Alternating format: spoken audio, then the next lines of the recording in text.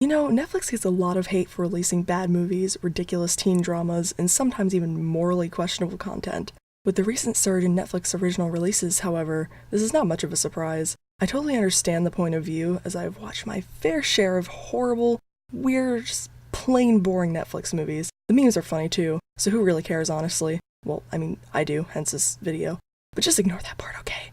Yeah, sure, Netflix may come out with its fair share of garbage, but I don't think it gets enough credit. I, for one, am all for the Netflix originals, whether they're terrible, amazing, or somewhere in between. You know why? At the very least, these movies and shows are originals. ORIGINALS. Originals. Sure, we can debate the true originality of some of them, but can we at least appreciate that they're allowing creators to get their at least somewhat new ideas out there? Disney is remaking every movie in existence, and a large amount of other movies coming out in theaters are already part of a franchise of some sorts. Sure, I could go to film festivals or special showings for lesser known films, but do I have the money or time to do that? Nope. Now listen, okay, that's not to say that original movies aren't coming out in theaters. There are plenty that I am excited for in current year, but I also have Netflix, and it is coming out with so much new content that it's difficult to keep up. These thoughts are what made me realize I should do a video on some of my favorite Netflix movies and shows. Well, mostly movies. Of course, I have not watched every single Netflix original, nor do I even know about every single one that exists. I have seen my fair share, though, and there are definitely some that stand out. I'm going to attempt to keep this list to some of the ones I haven't personally seen talked about as much, or just generally newer ones, so hopefully someone watching this gets introduced to a new film! Yay!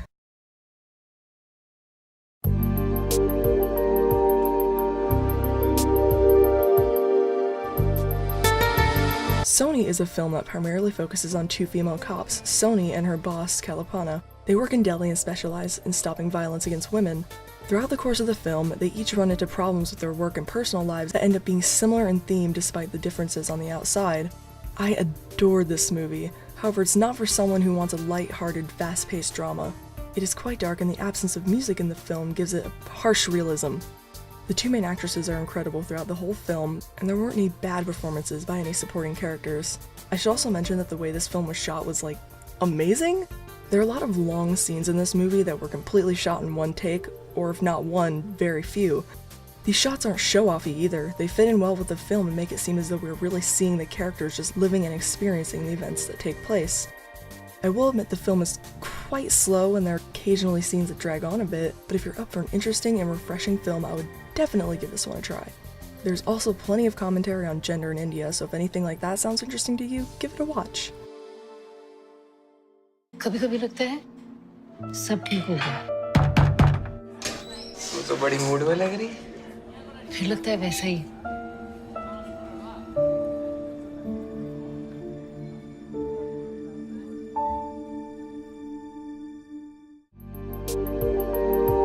Roma is a film directed by Alfonso Cuarón and centers around a woman named Cleo and a family she works for in the 1970s. Their lives are also impacted by the political state of Mexico during the time. This movie is honestly amazing, and it's gaining more publicity due to its Oscar wins and nominations. I don't want to say much about this one as I believe it's best going into it without much knowledge, but know that it is a visually beautiful film with astounding actors and actresses that have great dialogue. I would recommend this movie to pretty much anyone as long as you can handle some pretty dark scenes and any other warning Netflix may have about it, I don't know. I love it, and many people love it, give it a watch.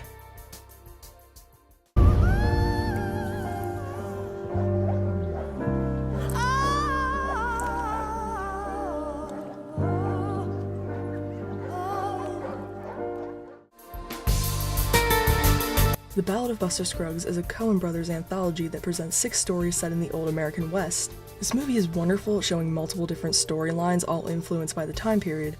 The acting was great, the scenery was interesting and engaging, and the stories were genuinely intriguing to watch.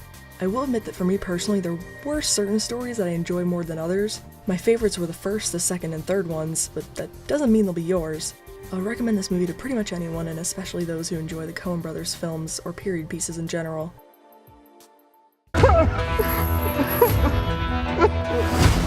First time.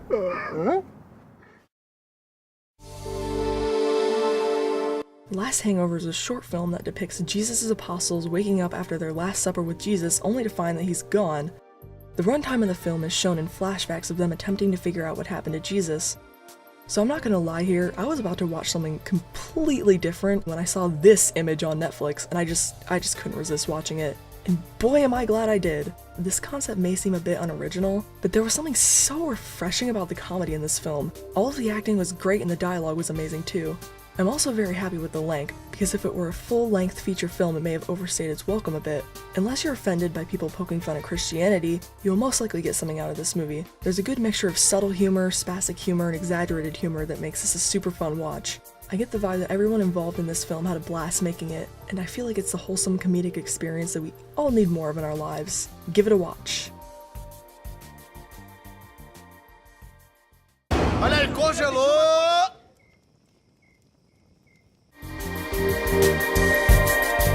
Now I debated whether or not to put this film on the list, and ultimately decided, screw it. I love this movie and I have plenty of reasons to back up why. If you are unaware, Cam is a film about a cam girl named Alice. One day, Alice's identity is stolen from her, and the rest of the film is her trying to get it back and unravel the mystery behind her stolen identity. Cam is supposed to be a horror film, and while I didn't find it particularly scary, I found it effective in what it was trying to do. That being said, this film can be quite disturbing at times. The main actress played her role really well, and overall there weren't any terrible performances. As for the slight controversy over this film, I feel like we can debate about the accuracy of what a film is portraying day in and day out, and sometimes there are valid discussions to be had about the accuracy of representation in film. However, in my opinion, I thought this movie as a whole was a lot more than what was literally shown. If I get into that in this video, it would end up much too long. Take it or leave it, I thought this movie was an intense watch with a new and interesting story. Check it out if it looks like your kind of thing. Customer support, how can I help you? Hi, I'm locked out of my account, and I think you guys are just replaying an old show or something. I don't think that's possible. We can't do that. Okay, well, does it say my channel's live? Yes, ma'am. Hey, we have a new friend. Let's have some fun. Aggressico is an animated show where Retsuko, a panda who works an office job, takes out her daily frustrations by getting a private room at a karaoke business every night and screaming death metal. The show is comprised of many short episodes that present Retsuko's struggles and how she overcomes them, often in a comedic way. Now, I'm not gonna lie to y'all, I had a friend force me to watch this and I enjoyed it way more than I expected. I try not to judge films or shows immediately, but I suppose it just didn't seem like my kind of thing. However, I believe the show can be pretty much anybody's cup of tea. It's silly, relatable, a bit cliche at times, but overall a fun watch. The show doesn't seem to take itself too seriously, but somehow still manages to give you hints of existential dread felt by Retsuko about her work life between the comedy. Watch this one. 明日も頑張れさ。 The Skin of the Wolf is a slow, dramatic period piece that centers around a lonely wolf hunter that lives in an abandoned town in the mountains. Once a year, he journeys to a town down the mountain to collect his pay for wolf skins and hunting the wolves. A mixture of his loneliness and the villagers being short on pay results in him searching for a wife to live in the abandoned town with him. This movie looks amazing. The camera work is beautiful, the scenery is beautiful, everything about it is aesthetically pleasing. The acting is great too, however it's mostly shown through visuals as there's very, very little dialogue in the film. I will admit that this movie is a bit slow at times, and there are scenes that drag on for what seems like forever. That being said, this film has some amazing visual storytelling with a gritty, depressing, and most likely quite realistic for the time period story to tell. This movie's definitely not for everyone, but if you're in the mood for a long, atmospheric drama, then this is your film.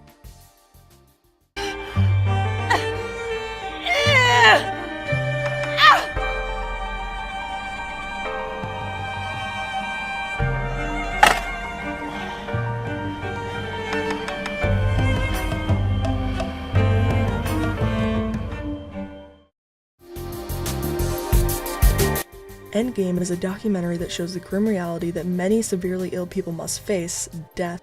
It primarily centers around one family and their struggles with slowly losing a member.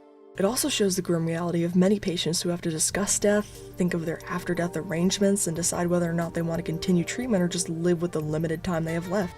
As you may imagine, this short is terribly depressing, but it's also quite eye-opening.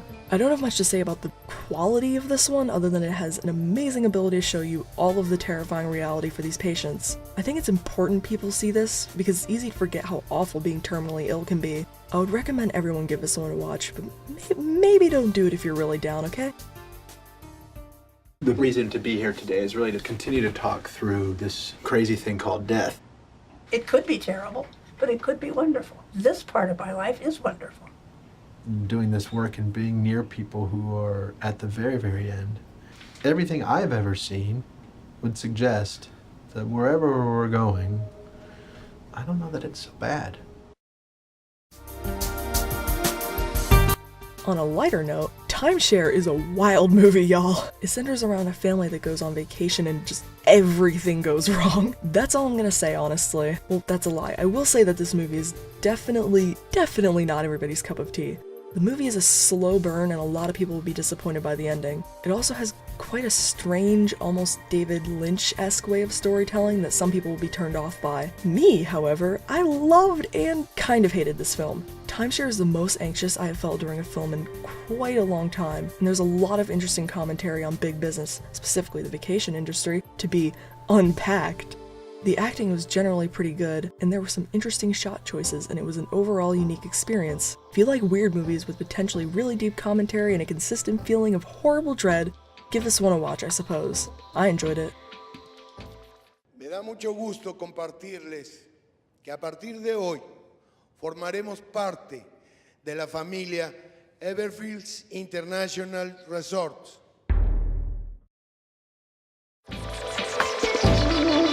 Fire, The Greatest Party That Never Happened, is a documentary about the enormous mess that was the Fire Festival in 2017. I hadn't actually heard about this whole ordeal until I watched this documentary, and it was genuinely fascinating how ridiculous, horrifying, and sometimes downright hilarious the planning for this event was. There were points in this film that some of the people interviewed just started laughing at the absurdity of it all. It was an experience. This documentary really went all out in presenting the gritty details behind the festival planning and how it slowly derailed. This film also does a scarily good job at showing the power of social media advertising to those who may not fully understand how people make a living off something like Instagram. Overall, this is an extremely interesting watch. It's also a well-made documentary with footage to back up its story. It's paced quite well and very informative. Give this one a watch, and especially if you know nothing about this event, go in blind, you'll thank me later. If you had thousands of dollars to go on a trip to see Blink 182, that's on you. That is Darwinism at its finest.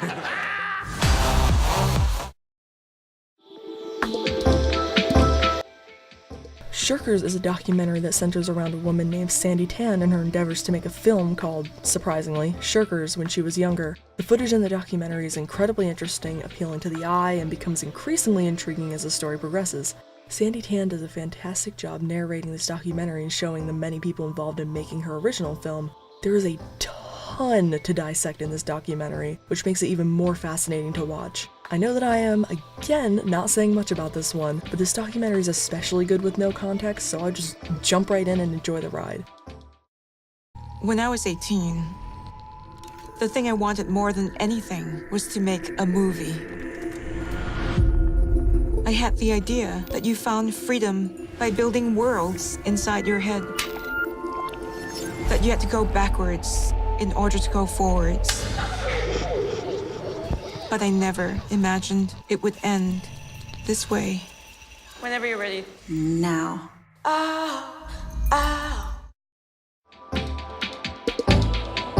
The Staircase is a documentary series that was directed by Jean-Xavier de Lestrade that follows the incredibly complex death of Kathleen Peterson.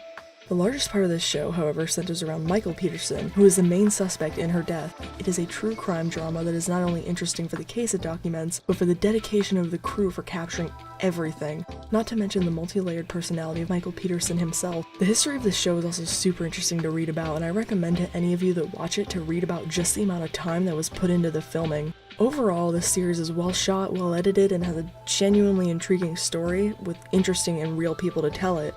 Give this one a watch. They lied, they cheated, they did everything to convict me. There was cleanup by the police. Shook the foundations of my beliefs in the justice system. The system is flawed and it needs to change. This is contamination in the crime scene. The DA's trying to say that our dad killed our mother. There's no murder weapon, there's no motive. But we're sitting behind our dad. It never occurred to Michael Peterson that people wouldn't believe him. That's really what this is all about. He thought he'd get away with it.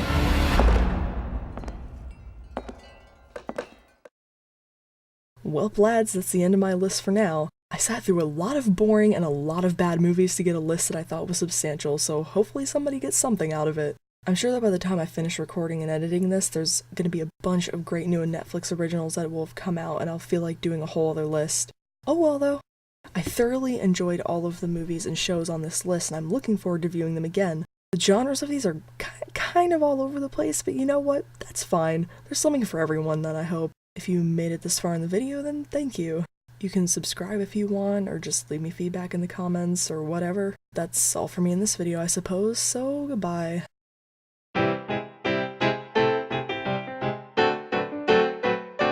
It's quite dark, and the absence of music in the film gives it... God, this is gonna have a lot of fucking editing, man. Number 15. Netflix original. Great background noise, boys. Only on, like, an eighth of the way through this. This movie is honestly amazing, and it's gaining more publicity because of the sound in the background. Number 5. The Last Hand. I'm just not gonna fucking include numbers, man. Whatever. Agretsuko is an animated Sandy Dan. Oh my god, I have one paragraph left, bruh! Can this please only last like 2 seconds? Oh my god! Jean-Xavier de Lestrade. That was so French sounding. I can't do Jean-Xavier de Lestrade. I can't. Jean-Xavier de Lestrade. Jean-Xavier de Lestrade. Jean-Xavier de Lestrade. I think that's good. Because I think with the R it makes it Jean-Xavier de Lestrade. Jean-Xavier de Lestrade. I have spent like at least a minute just saying this name, just debating how French I should make it. Oh my god. I can't even read in English.